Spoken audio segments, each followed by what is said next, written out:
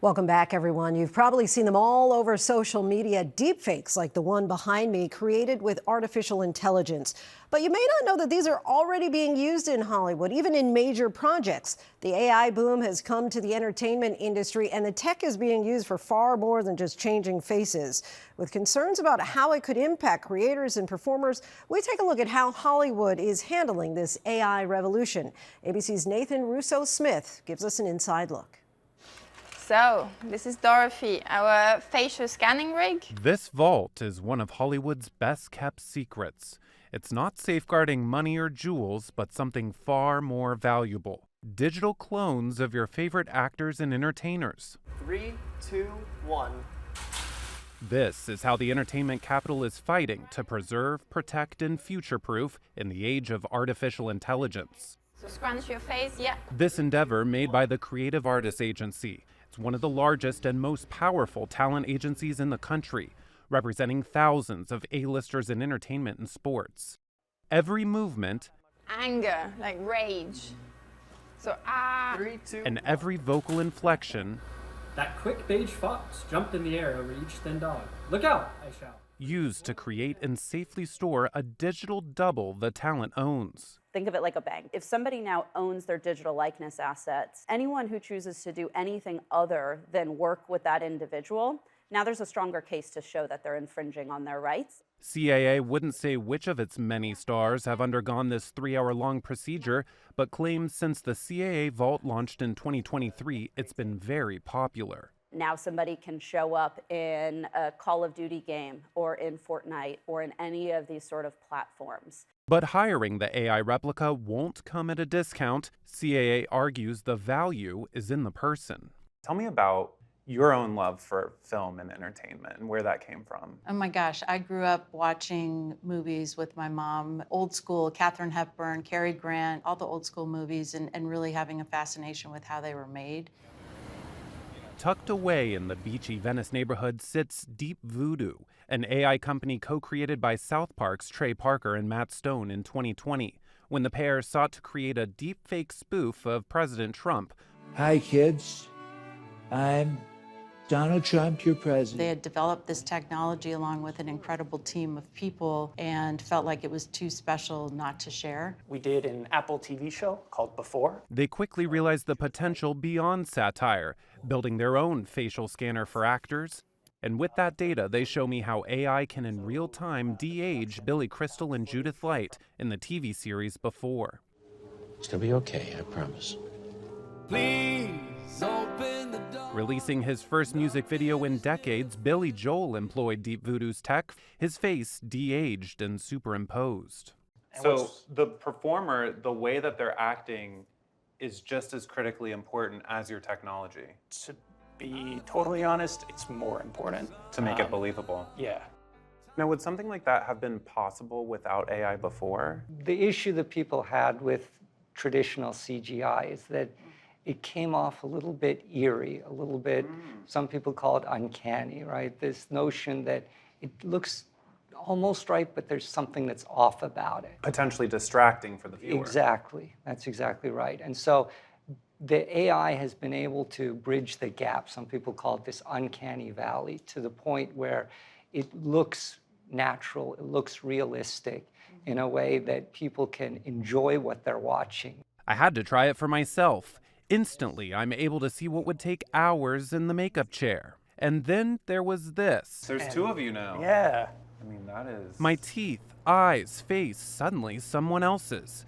Deepfakes made even more lifelike and harder to spot. Recently, this AI avatar named Tilly Norwood splashily marketed as a future acting starlet, further heightening unease over job security. It's the fear of a rapid, unrestricted evolution that actors, writers, and creatives picketed over in 2023. From what you're hearing, are they scared of AI, or is it a little more nuanced? I think it's a nuance, but we don't want it to be paralyzing fear that stops us from doing things like negotiating guardrails and rules, getting legislators and public policy to circle around this in a way that's protective. Union SAG-AFTRA recognizes there's no one ringing the AI bell, just as there was no escaping piracy or streaming. The union says it's prepared. We don't want it to be cheaper to use a synthetic performer. We want it to be the same. And if it is the same, I believe certainly, that human performers will win out because they bring something unique and special to those projects that can't be generated by an algorithm. Do you feel like the studios have the actors' best interest at heart with how they're harnessing AI? I would say I think the companies are generally coming at this with a more careful and deliberate approach than I feared might happen, and that is a good thing.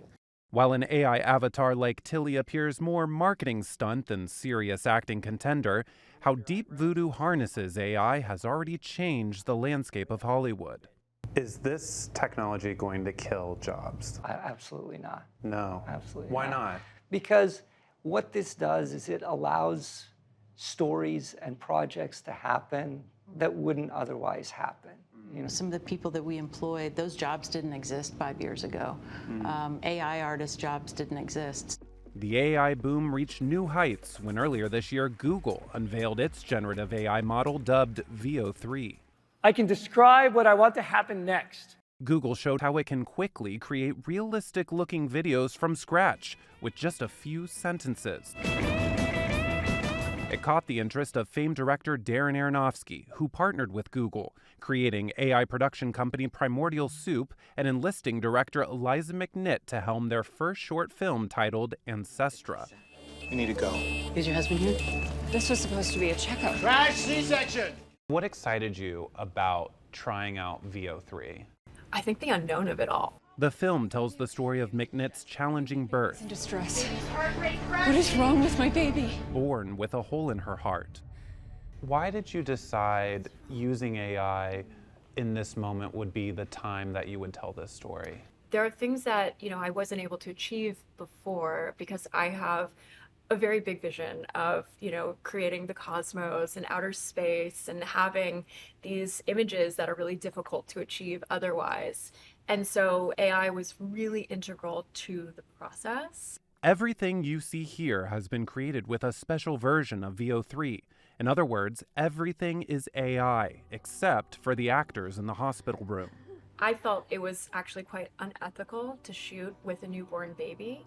We wanted to find a new innovative solution to that felt very realistic. So in the movie, what you're seeing is actually me as a newborn baby. Rebirth through AI, even for a 100-plus-year-old soundstage, complete with a speakeasy in the basement. One of the reasons that I think it's so important to kind of be in a space like this is that Hollywood has gone through so many big technological changes, like this building itself. It's here, surrounded by filmmaking history, where filmmaker-entrepreneur Bryn Moser and his girlfriend actress Natasha Lyonne created Asteria Film Company, a part of tech company Moon Valley. Why do you think AI is so disarming for people, especially for creatives? There's somewhat of this old adage about people say things that are evil, magic, and a tool when a new technology comes out. It's evil to the people that are being disrupted, it's magic to the people who own it, and in the end it just becomes a tool. And so that's the system that we're seeing right now. I tell filmmakers all the time that it's optional to use AI in your filmmaking, but it's not optional to learn about it. We have to learn about it. Asteria promotes what could be called a commercially safe AI model, trained to only use licensed materials, so there's no fear of copyright infringement from what it creates. We've been building a model that just came out called Mary.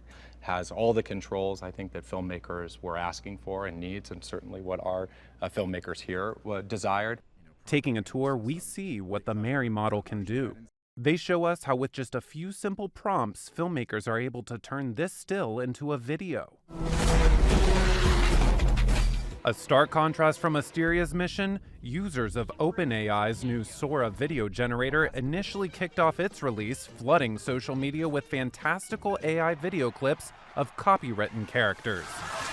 For now, your favorite actors aren't passing off their on-screen performances to their AI clone.